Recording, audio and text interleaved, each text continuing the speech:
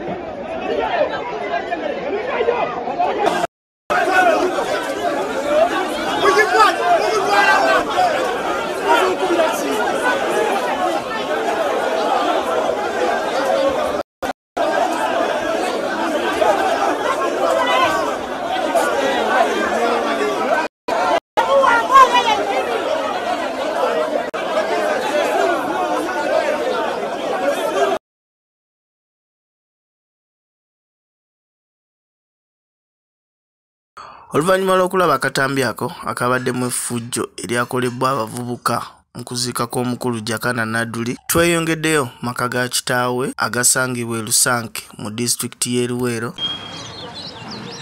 Wano gye twasanze kitaawe ne maama we ne tunyumyamuuko naye ne batubuulira ennaku gye balimu oluvannyuma lw'okufiira mutabani waabwe Jakana Naduli. Era nawo ku Lwokusatu yaliwo ne tubuuzaganya n'agenda. Tiri mutawana gwonna kaakati ate ekyasiikuuseeyo bye saategedde. Wano we tweyongedde okuwayamu ne taata wa Jakana Naduli, Alhaji Naduli, yatugambye okufa kwa mutabani we kwaleetebwa Allah subhanallahu wa ta'ala era kyayita okugera kwa Allah.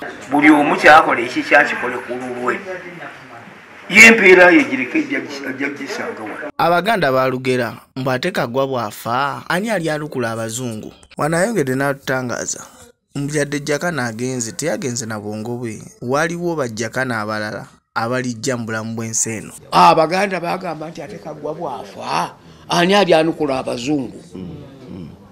Ani naye ogenda okuleeta Samuli Wamala ng'ayomba okuva Entebbe paka Mengo.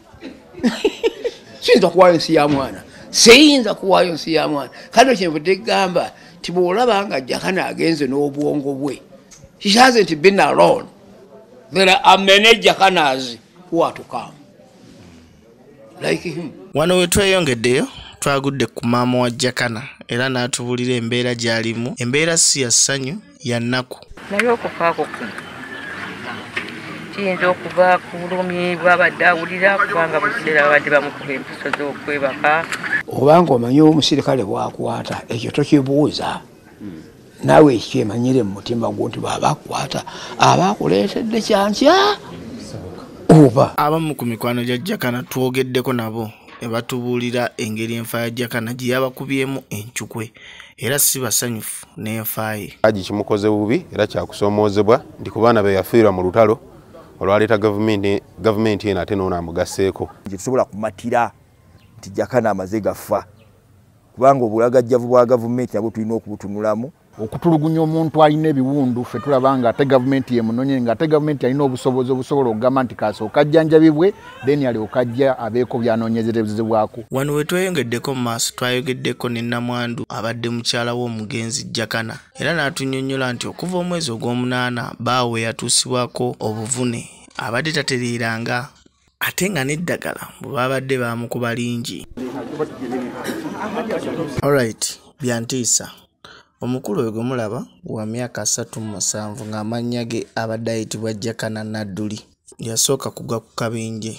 Oluvannyuma n'abuzibwawo. Oluvannyuma yaleetebwa mu kkooti n'aggulwako emisango gy'okusiga obukyayi n'okusosola mu mawanga. Jakana Naduli yavuganya ku kkaadi ya NRM n'awangulwa mu Nanuku Alani Mayanja ku kifo kya Nakaseke Central. Omugenzi abadde amanyikiddwa nnyo mu kolokota abanene mu gavumenti ya NRM nga kirowoozebwa nti yali yasaladde eddiiro.